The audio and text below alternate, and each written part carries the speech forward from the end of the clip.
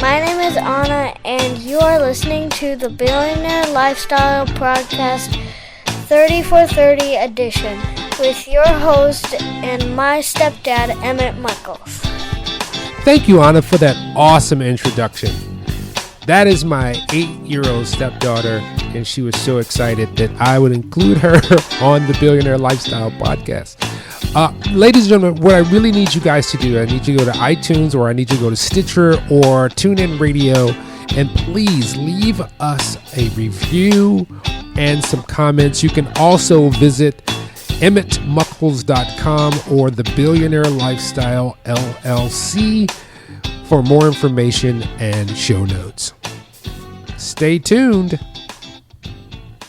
Hey, ladies and gentlemen, this is Emmett from the Billionaire Lifestyle. I want to welcome you to a segment that we're doing, which is called the Billionaire Lifestyle 30 for 30. And what this is we are going to do, or I am going to do, produce 30 podcasts in 30 days for the month of September. Now, this is going to be a really trying thing here, so bear with me, but you guys can hold me accountable. 30 for 30. These are only going to be about 10 minutes long, just to inspire you and to make sure that you can connect and have something good for your daily commute, journey, or just some inspiration for you guys. You know, one thing that I wanted to talk about overall is about the billionaire lifestyle, which is really, my basic premise is it's not about money. It is truly not about money. And I'm not talking about the billionaire lifestyle, so to speak, but I'm talking about life. Life is really not about money. It is about living. And we've put such an emphasis on materialism in this world that it kind of, trumps everything else. No pun intended.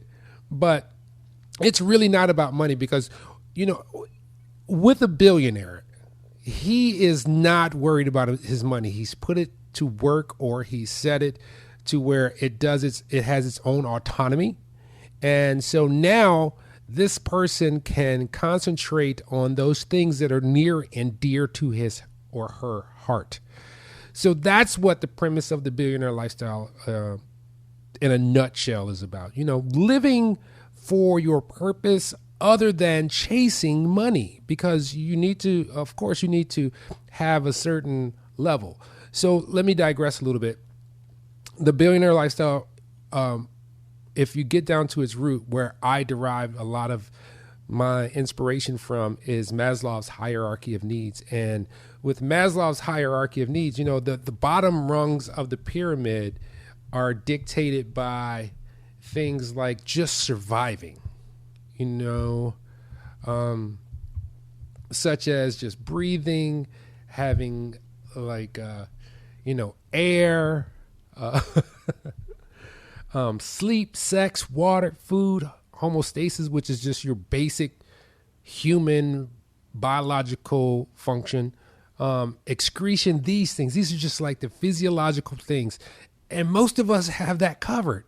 Then we moved up, security, which is like security of body, employment, which is so that you can gain resources, your morality, the family, health, property. A lot of those are taken care of for us, particularly in America for the most part. Then we move on up. We move up to friendship, family, sexual intimacy, and this all falls under love and belonging. And then we get to the next level of the pyramid, which is second to the last level, which is self-esteem, confidence, achievement, respect of others, and respect by others. That's where the billionaire lifestyle starts. It kind of, goes with love and belonging as well. But then we get to the really good part, which is morality, creativity, spontaneity, problem solving, lack of prejudice, and acceptance of facts. So when you get down to the billionaire lifestyle, this is where I derive all of my energy from, which is Maslow's hierarchy of needs, where if we have those basic needs taken care of, then we can focus in on that inner dynamic, which is drawing us to have that purpose in life. Speaking of which, like I said, this is the 30 for 30, and the 30 for 30 is 10 minutes, or approximately 10 minutes, of inspiration, thoughts, comments. I might have to throw in a couple of interviews or two in there as well, but I do have 30 items laid out to cover. So let's get to it. I've given you inspiration or explanation of what the Billionaire Lifestyle is about. And one thing that came to mind when I was writing up this thing for the next 30 days, which is my topics for the next 30 days, came to mind living things on the planet, which are other than humans, which are, dogs, cats, birds, trees, plants, grass, all the animals but humans. And the reason for that is because humans are the only one with this certain kind of consciousness which can make these decisions based on free will. All the other ones are kind of autonomous. But there's a beauty in how they function. So such as trees, for instance. Trees take the sunlight as well as plants, use that for food in conjunction with the water from the earth. And they interact with the beings around them so that they can pollinate. But they don't take more than they need. And that's one of the big things about life.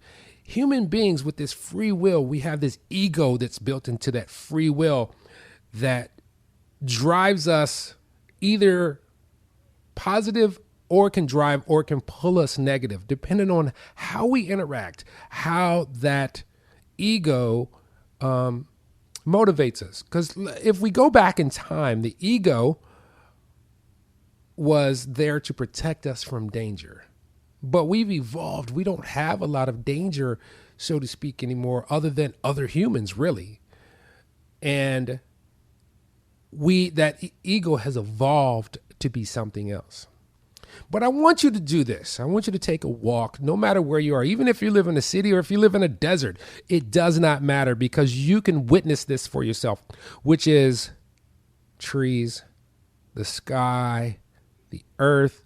And I know I'm sounding kind of tree huggery here, but that's fine, because I really want you guys to just take a look at your surroundings. The things that aren't constructed by man, the things that aren't of our society, the things that have been here for 10,000 years, for years before we got here, that have been surviving and thriving on this planet because they have been basically doing the same thing. They found their niche. They found out, look, here's what I need to survive.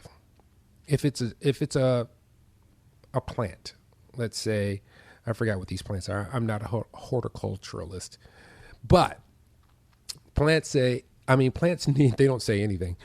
They need light, and there's only so much light in the day. And when the light dwindles at certain times of the year, they go dormant. Basically, they go to sleep till it's time to come back out. And they take that energy from the sun, and they take nutrients from the ground, and they take water from the ground, and they blossom. And then they actually give back to their community, to their environment, through their blossoming. That's how the bees work. The bees work in conjunction with plants and flowers so that they can transplant, so the flowers can multiply, so the bees can prosper, but they all work in harmony. And the one thing that's missing is this free will and this ego. Now, I'm not saying that free will is bad, but you have to be the master of your free will. You are that person that determines how your life is going to be. You determine your billionaire lifestyle. This is all up to you. I want you to, and you don't have to. I'm just giving you advice. I can sound like some pompous person, but a lot of these things I practice. When I get kind of out of sorts, I revert back to the basics. I start meditating. I try to get as quiet as possible. I give thanks. I show gratitude, and I just take in the world around me. Sometimes I just sit and listen to the world and see what's available to me. Look at the world outside, and I mean the natural world, to see that that's where we came from and how are they surviving, and I'm having so many issues at any given time. And I realize I have to stay in my essence. I have to get back like the trees, the bees, the dogs, the cats, the plants, and all the other animals, because they have a natural inclination to just survive. And not only survive, but they thrive until they get a predator or something that takes them out.